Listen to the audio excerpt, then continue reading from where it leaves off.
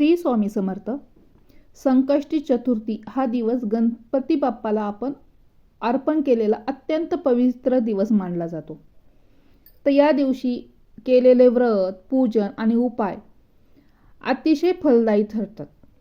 विशेषतः आई मातांनी आपल्या मुलांच्या उत्तम भविष्यासाठी या दिवशी जर संकल्पपूर्वक जर दिवा लावला तर अत्यंत शुभ मानलं जातं.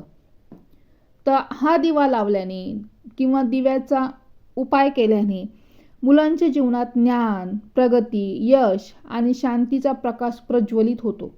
अभ्यासात प्रगती होते, नोकरीत यश आणि संकटांपासून संरक्षण मिळण्यासाठी हा उपाय संकष्टी चतुर्थीच्या दिवशी केला जातो.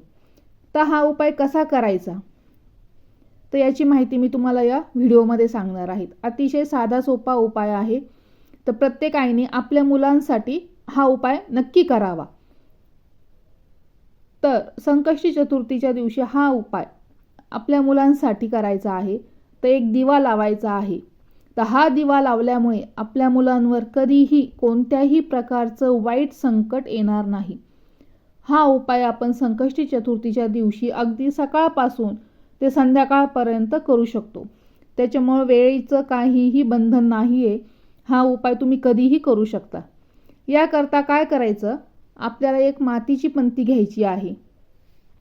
त्या पंतीमध्ये 2 वातींची एक वात करून लांब अशी एक वात तयार करायची आहे आणि ती वात ठेवायची आहे. 2 वातींची एक वात करायची आहे. तर त्यामध्ये आवर्जून आपल्याला काय करायचं आहे, मोहरीचं तेल टाकायचं आहे.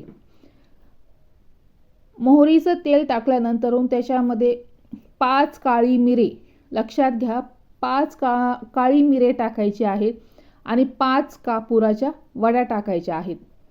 अशा प्रकारे हा दिवा तयार करायचा आहे.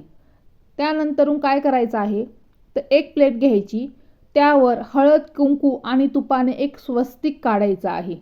हळद कुंकू एकत्र करून त्याच्यामध्ये तूप टाकायचं आणि त्या मिश्रणाने आपल्याला प्लेटमध्ये स्वस्तिक काढायचं आहे. त्यावर आपल्याला हा दिवा जो आहे तो प्रज्वलित करून ठेवायचा आहे आणि ही प्लेट उचलून आपल्याला आपल्या देवघरामध्ये असणाऱ्या गणपती बाप्पांसमोर ठेवायचं आहे.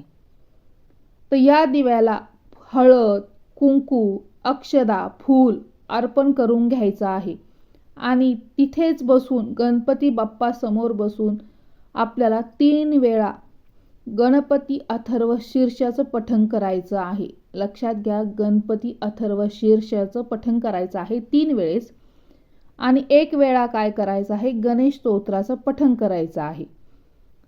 त्यानंतर 108 वेळा म्हणजे 1 माळ आपल्याला ओम गणगणपतये नमः या मंत्राचा जप करायचा आहे.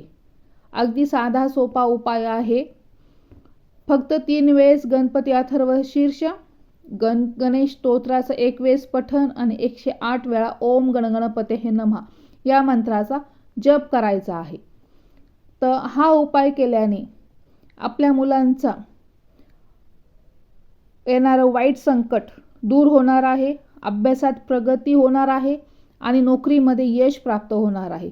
तर प्रत्येक आईने आपल्या मुलांच्या भविष्यासाठी हा उपाय नक्की करावा. अशाच नवनवीन उपायांसाठी स्वामी कृपा या चॅनलला सबस्क्राईब करा, फॉलो करा, कमेंट करा, शेअर करा, लाईक करा. श्री स्वामी समर्थ.